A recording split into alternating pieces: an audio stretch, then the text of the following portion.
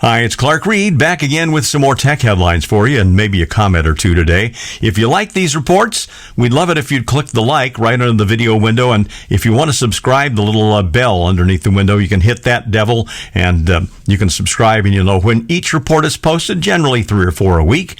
TikTok CEO Chu bobbed and weaved today as Congress members threw out tough questions at hearings. And from the initial reading of it, doesn't look like he did anything to change any of the calls to ban or restrict TikTok.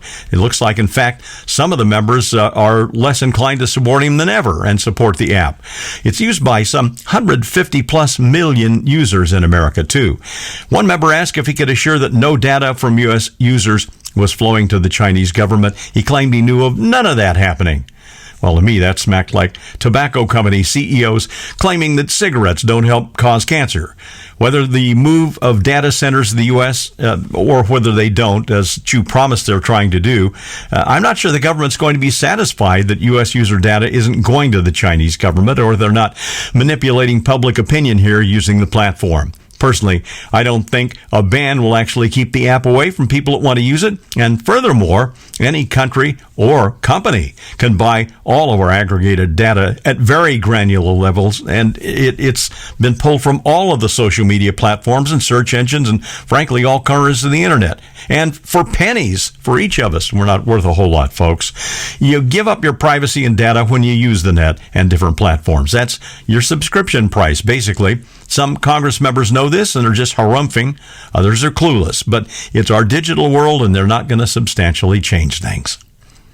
As all the big platforms rush to incorporate more artificial intelligence features, Google Messages is preparing to add an interesting one, AI-generated replies. You don't know for sure how you ought to respond to somebody? Well, consult the chatbot. It'll give you a proposed answer.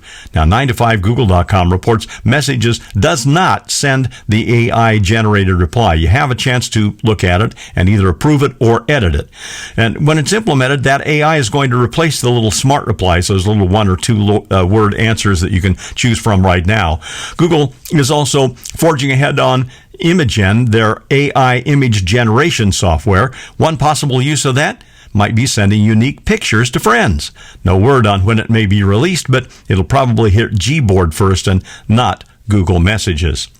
WhatsApp is used in a lot of countries as their primary phone carrier and therefore is a much bigger deal elsewhere than it is in the U.S. Now, according to TechCrunch.com, they've announced a new Windows client with performance improvements and better calling features.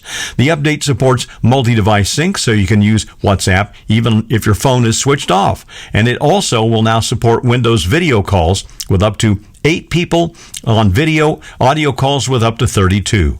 There's been a Mac client out in public beta since last summer, and they're also testing an optimized Android version for tablets, too. A huge new lithium processing plant has been announced to be built in South Carolina. The $1.3 billion Megaflex lithium processing company facility is being built by the Albemarle Corporation, one of the biggest lithium producers worldwide. Once that plant is up and running, should be able to support production for batteries for around 2.4 million electric vehicles a year. Electrek.com notes that with the U.S. looking to hit 50,000 EV share or 50% rather, EV share by 2030, from about 6% last year. Albemarle says it's planning for this massive facility in the U.S., and they think that that'll be capable of processing 100,000 tons of annual capacity at the plant in the Southwest. I'm Clark Reid, and you're Technified for now.